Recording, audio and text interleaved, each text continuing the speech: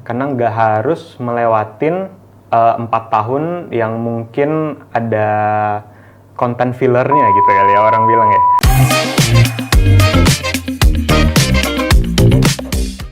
Oke, Creative People, kita ketemu lagi di Ideas Talk. Nah, sekarang kita kedatangan alumni Ideas juga, namanya Gilbert. Ya. Halo. Ya, ini gue mau cerita dulu Gilbert yang gue kenal ya. Iya. Gue gak kenal lo Gilbert. Oke. Ya, Gilbert yang gue kenal. Gilbert yang gue kenal adalah dia mahasiswa yang sangat-sangat detail dan rapi dalam mengerjakan sesuatu ya. Gue mengagumi itu, jadi kayak dia bisa kayak sangat-sangat apa ya, meticulous gitu. Jadi canggih semuanya. Ya itu yang gue kenal sih. Oke, tadi gue mau kasih kesempatan untuk Gilbert mengenalkan dirinya sendiri. Silakan Gilbert, lo kapan kuliah di sini dan Sebenarnya saya nggak expect sih, saya bilang detail dan rapi. Saya pikir bakal dibilang juga kayak banyak maunya nih anaknya. oh enggak dong. Oke, terus perkenalan diri mungkin. Oke, halo, nama saya Gilbert. Saya masuk IDS tuh tahun 2022. Berarti angkatan 2022 ya. Terus lulusnya itu 2024 tahun lalu. Dan sejauh ini pengalamannya di film mungkin masih terbilang bisa dihitung jari kali ya dalam segi dunia profesional, tapi kurang lebih udah bisa dapat kesempatan yang lumayan oke juga gitu setelah dari IDS. Ya, gue punya pertanyaan gini deh. Lo sebelum masuk film gitu, kepikiran nggak dulu tuh pengen kuliah apa atau belajar atau malah udah pernah kuliah? Iya, jadi saya udah pernah kuliah sih Pak. Jadi sebelum masuk ke IDS, sebelum masuk film, saya arsitektur dan udah sarjana juga, udah lulus. Kebetulan waktu itu pandemi lulusnya, jadi dengan terkurung itu jadi mempertanyakan hidup ya. Jadi kayak, nih arsitekturnya mau dibawa kemana, dan sebenarnya saya suka seninya, arsitektur, tapi mungkin sebagai profesi ada kesadaran gitu, kayaknya bukan ini yang saya cari gitu untuk jangka panjang. Jadi selama pandemi itu nyari-nyari info, lihat lagi ke belakang ke diri saya sendiri tuh kayak sebenarnya saya sukanya apa gitu. Tahu-tahu emang dari kecil itu udah suka banget sama film, udah nonton film, dan kebetulan didukung juga sih sama orang tua gitu. Walaupun waktu itu dukungnya mungkin dukung menonton gitu kan, karena kita juga bukan jadi keluarga saya itu bukan dari Jakarta, kita dari daerah di Makassar, dan informasi tentang film tuh dan industrinya tuh kurang banget di luar Jakarta gitu. Jadi waktu itu yang orang tua saya tahu itu adalah film itu dinonton aja gitu sebagai entertainment, hiburan. Terus saya coba sounding lah gitu. Kayaknya saya mau coba kejar apa yang saya suka gitu, yaitu film gitu. Sebenarnya agak gambling juga karena balik lagi informasi tentang film kan nggak banyak gitu ya di daerah, dan industrinya juga kita nggak tahu gitu. Tapi modalnya itu ya modal nekat, modal karena emang suka sama film dan rasa ingin tahu sih, kayak pengen banget tahu tentang film. Jadi saya coba cari-cari tentang film, ketemulah sama IDS gitu. Coba explore lagi dan didukung juga untungnya, masuklah ke IDS di tahun 2022 itu. Passion ya berarti ya, passion ya. Nah, tapi menurutku ini sebenarnya ya ini personal opinion ya, tapi gue pengen confirm juga kalau jadi kayak kan karena udah pernah kuliah full jadi sarjana gitu. Kan lo udah pernah nih kuliah arsitektur sampai lulus jadi sarjana gitu. Nah, ini my personal opinion nih, kayaknya kemudian kan ideas tuh singkat ya. Betul. Ini gimana pendapat lo? Kalau aku sih ngerasa ini kayaknya program yang cocok untuk orang-orang yang udah pernah kuliah dan ngerasa pengen switch gitu. Lo bisa.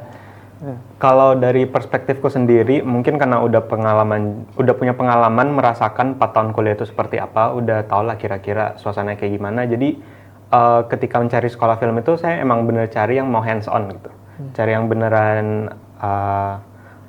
Sebenarnya dulu tuh nggak tahu ada sekolah yang singkat, bukan singkat juga ya, IDS ini lebih ke compact gitu ya. Nggak tahu ada sekolah yang punya kurikulum sekompak ini gitu. Jadi emang dulu tuh harapannya apakah kita akan spend 2 tahun 4 tahun lagi buat sekolah film gitu, ternyata ketemunya sama IDS gitu yang punya kurikulum yang menurut saya pribadi itu cocok banget sama saya gitu. Jadi semuanya hands on, bisa langsung dipelajarin semuanya dan gak ada penjurusan juga kebetulan. Dan salah satu dilema waktu itu yang saya cari sekolah film adalah karena kebanyakan dari sekolah film itu pasti ada penjurusannya kan, entah mau ke scriptwriting atau DOP gitu-gitu. Tapi untungnya dipertemukan sama IDS yang gak ada penjurusan dan makin semangat sih sebenarnya gitu. Nah tapi balik lagi ke pertanyaannya, kalau misalnya Pak Ari bilang apakah kurikulum di IDS itu cuman cocok untuk orang-orang yang udah pernah kuliah, kayaknya enggak juga gitu. Karena ada beberapa teman-teman saya juga yang belum pernah kuliah sebelumnya dan mereka cocok-cocok aja di IDS dan malah mereka suka gitu. Karena nggak harus melewatin 4 tahun yang mungkin ada konten fillernya gitu ya orang bilang ya. Jadi mereka bisa emang fokus ke apa yang mereka mau, bisa explore lebih banyak dan dikasih opsi juga sih nanti kan di akhirnya kalau emang mau ngejar sarjana kan bisa ada opsi buat pathway gitu ke Australia gitu. Tapi kalaupun nggak mau ya misalnya kayak saya gitu mau langsung ke dunia kerja juga nggak apa-apa gitu. Ya gitu sih Pak. Iya. Memang ya tadi ya konten filler ya. Nah, oke, bisa ada cerita pengalaman kuliah gitu, project apa gitu yang menarik buat kamu atau mungkin ada dosen yang menarik buat kamu atau hal yang memorable dan akan aku simpan dalam memoriku di IDS gitu. Memorable banyak banget. Dosen kalau mau dibilang menarik, semuanya menarik. Bahkan banyak banget kelas-kelas yang nggak pernah saya pikirkan sebelumnya saya bisa se-explore itu bisa ternyata seru juga ya gitu. Misalnya kayak kelas DOP, Directing of Photography, itu kan kebanyakan kita explore-nya bukan di kelas, di luar kelas, shoot apa aja, mau bikin se-abstrak apapun juga nggak apa-apa gitu. Bikin our own story, short story juga gak apa-apa, itu seru banget. Terus kelas acting, tuh jadi explore diri sendiri juga gitu. Dan kebetulan di kelas itu kan kayak kita dikasih tahu kita nggak boleh menganggap ini tuh sebagai sebuah lelucon, jadi kita nggak boleh ketawain teman kita yang lain ketika mereka berakting gitu. Dan serunya itu jadi kayak ada safe space gitu buat mengeksplor apa yang sebelumnya nggak pernah saya kepikiran gitu, misalnya kayak ada depan kamera gitu kan. Soalnya saya awkward banget orangnya. Ini kita di depan kamera loh. Iya, dan ini pertama kali dari depan kamera, jadi untungnya udah kelas acting. Jadi kelas acting tuh bukan berarti kita kayak acting jadi orang lain sih, jadi cuman lebih comfortable aja. Tapi itu kalau dari segi kelas dan lecturer. Cuman kalau dari segi pengalaman lain yang memorable itu pastinya film pertama yang saya tulis sendiri dan kemudian dikasih kesempatan buat direct, sama film tugas akhir. Jadi film pertama yang saya tulis dan direct itu judulnya Last Minute Scenario.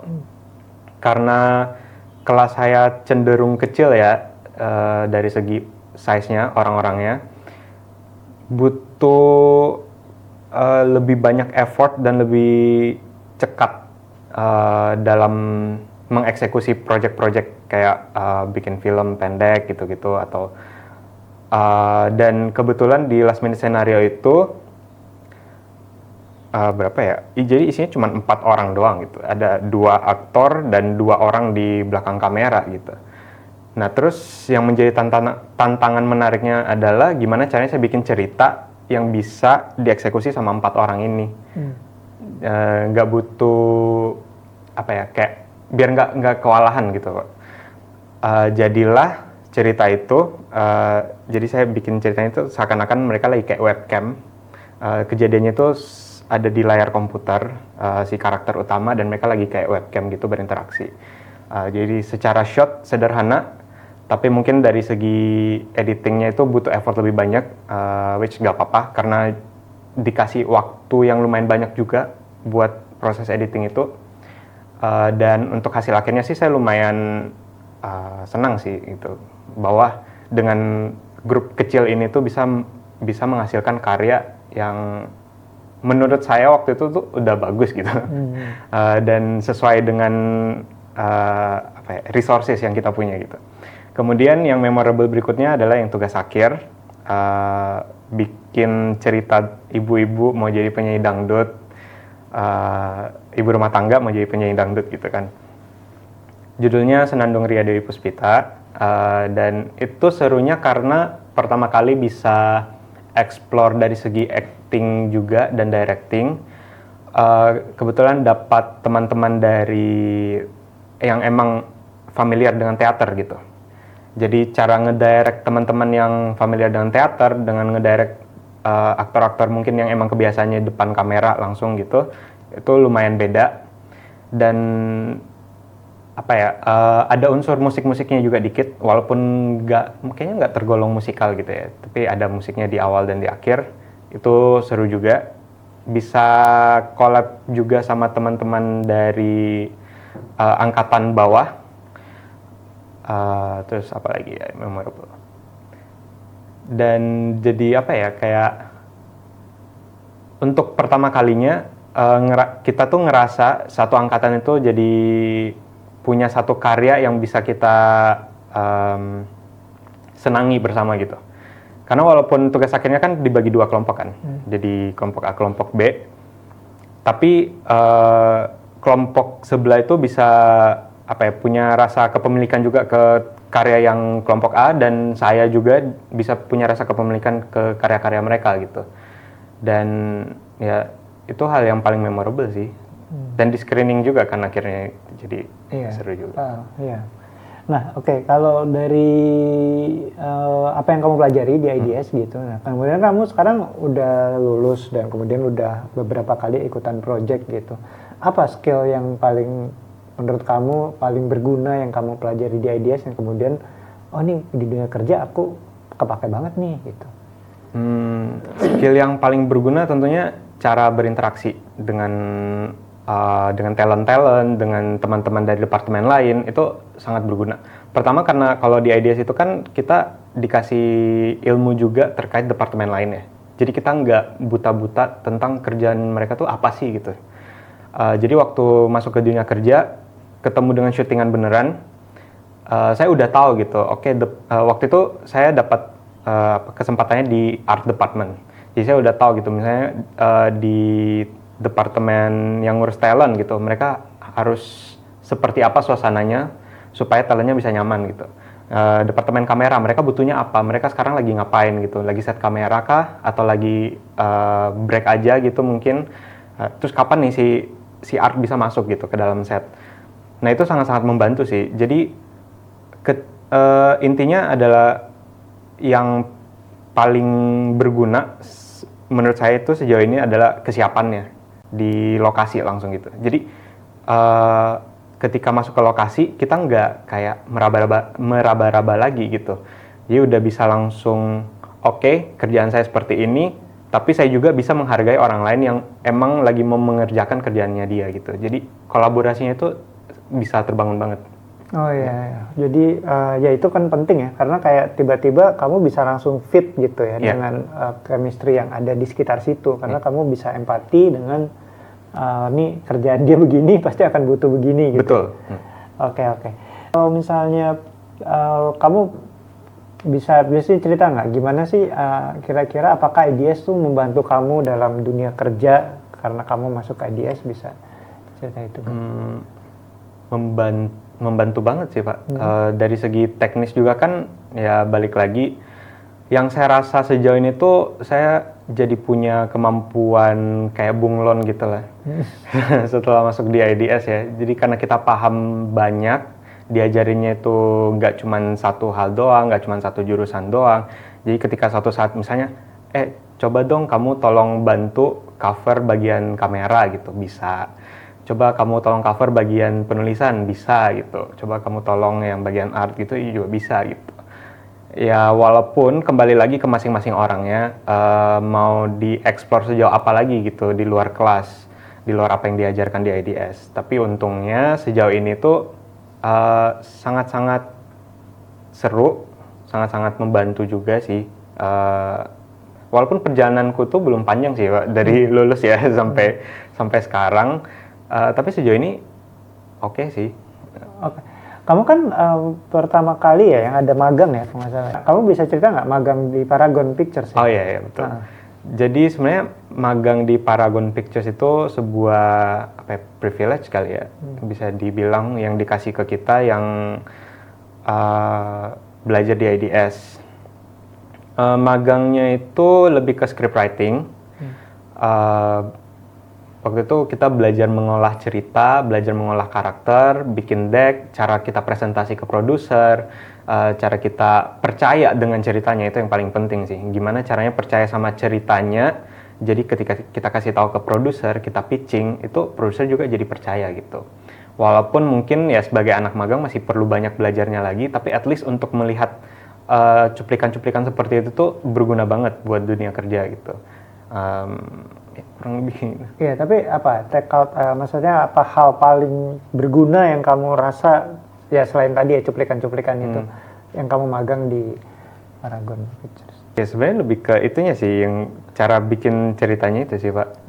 Oh iya, aku ingat kamu bukan yang pertama deh, kamu yang kedua sih. Yang pertama Jasmine.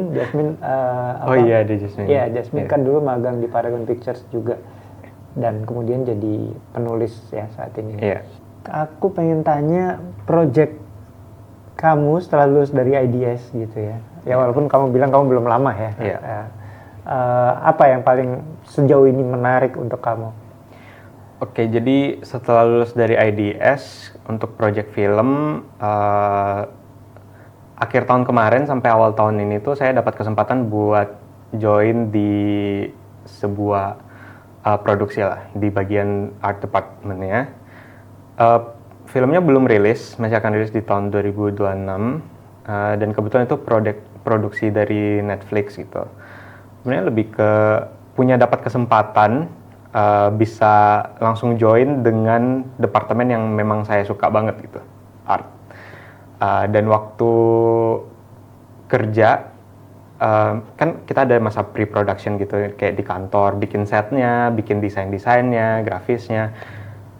Itu rasanya gampang juga, bukan gampang sih, kayak rasanya jadi bisa cepat beradaptasi. Kan kita ada masa pra-produksi juga kan, kayak bikin desain di kantor gitu bikin set. Nah itu rasanya juga jadi cepat beradaptasi karena sebenarnya hal-hal kayak gitu udah pernah kita lakuin juga gitu di IDS. Nah ketika syutingnya juga udah langsung bisa juga karena udah hands on juga gitu di IDS kan. Dan berkesannya lebih ke arah personal gitu. Berkesannya kayak oh ternyata saya bisa ya gitu, bisa menyeimbangi orang-orang yang mungkin udah beberapa tahun di lapangan gitu, walaupun nggak bisa dibilang secara langsung jadi kayak jago gitu ya, tetap harus bisa melihat situasi juga, harus dituntut buat ya belajar lebih banyak juga gitu, tapi seenggaknya basicnya itu udah ada gitu, jadi ya kesannya itu lebih ke arah personal gitu. Itu film ya Bu atau series nanti? Film ya? Apa yang ngajak waktu itu? Sebenarnya waktu itu saya nyari kayak lowongan dan khusus di departemen art gitu. Dan kebetulan ketemu dengan satu kantor yang emang dia emang spesialisnya itu di bagian art production untuk misalnya kayak film, iklan gitu-gitu. Dan ketika saya join, kebetulan kantor itu lagi dapat project ini gitu. Jadi ya bertubi-tubi gitu kesempatan bagusnya gitu. Jadi ya kesannya sangat personal banget dan kayak seru banget gitu bisa dapat kesempatan kayak gini gitu. Oh iya, menarik ya. Maksudnya artinya kamu benar-benar melamar gitu ya dengan portfolio yang pernah kamu kerjakan. Waktu itu apa saja? Ketika kamu melamar itu apa saja yang butuh kamu tunjukkan ke? Tentunya portfolionya walaupun dalam lingkup IDS kan kita produk akhirnya film kan. Tapi karena saya melamarnya secara spesifik di bagian art department, yang saya tunjukkan itu adalah gimana saya bikin set, gimana saya bikin desain props gitu.